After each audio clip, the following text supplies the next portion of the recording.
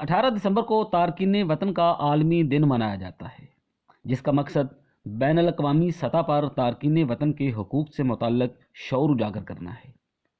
سن 1990 میں 18 دسمبر کو اقوام متحدہ کی جنرل اسمبلی نے تمام تارکین وطن اور ان کے اہل خانہ کے حقوق کے تحفظ سے متعلق ایک قرارداد منظور کی۔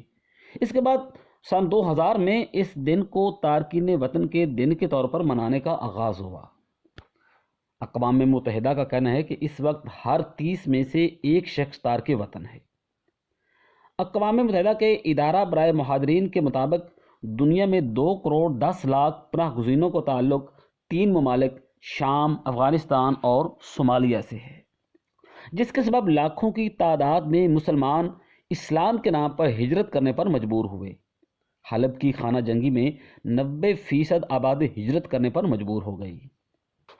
افغانستان میں 40 سال سے مہاجرین کا مسئلہ اقوام متحدہ حل نہیں کرا سکا اور روس کی مداخلت کو روکنے کے لیے پاکستان کو امریکہ نے ساتھ ملا کر افغانستان میں طویل جنگ لڑی، جس کے نتیجے میں دنیا میں سب سے زیادہ افغان مہاجرین پاکستان آئے اور ان کی 2 نسلیں اب یہاں جوان ہو چکی ہیں۔ کرۂ ارض پر پاکستان واحد ملک ہے جس نے انسانی تاریخ میں پہلی مرتبہ مہاجرین کی ایک کثیر تعداد کو ایک طویل عرصہ تک اپنے دامن میں جگہ دی۔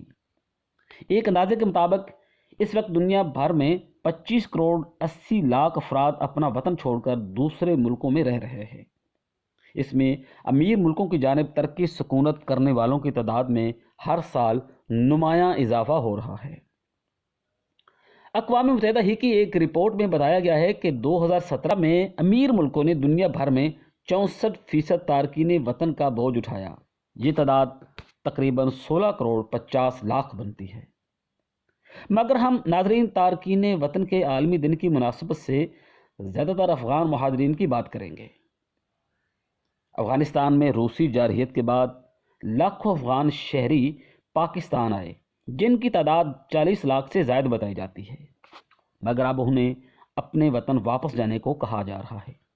لگ بھگ 3 لاکھ افغان شہری پچھلے 2-3 ماہ میں واپس اپنے وطن جا چکے ہیں، مگر کئی افغان واپس جانے میں تذبذب کا شکار ہیں۔ کہتے ہیں کہ ان کا وہاں کچھ بھی نہیں، واپس جائیں تو کہاں جائیں، کس گھر میں رہیں، جبکہ کئی بچیاں خوف کا شکار ہیں کہ وہاں جا کر ان کا سلسلہ تعلیم ٹوٹ جائے گا، کیونکہ طالبان نے لڑکیوں کی تعلیم پر پابندی عائد کر رکھی ہے۔ اسی طرح کئی فنکار اور صداکار کہتے ہیں کہ افغانستان میں ہو سکتا ہے موت ان کا انتظار کر رہی ہو، کیونکہ طالبان حکومت نے موسیقی وغیرہ پر پابندی عائد کر رکھی ہے اور کچھ فنکاروں کو جان سے مار دینے کے واقعات بھی رونما ہو چکے ہیں۔ کئی تجزیہ کار 3-4 دہائیوں سے مقیم افغان فیملیز کی واپسی کو جبری واپسی کے مترادف قرار دے رہے ہیں۔ نوبل انعام یافتہ ملالہ یوسفزئی نے بھی افغان فیملیز کی فوری واپسی کو زیادتی قرار دیا ہے۔ اب دیکھنا یہ ہے کہ نگراں وزیر اعظم انوار الحق کاکڑ کی حکومت اپنی پالیسی میں کوئی تبدیلی لاتی ہے یا نہیں۔ ریاض حسین، وائس آف لاہور۔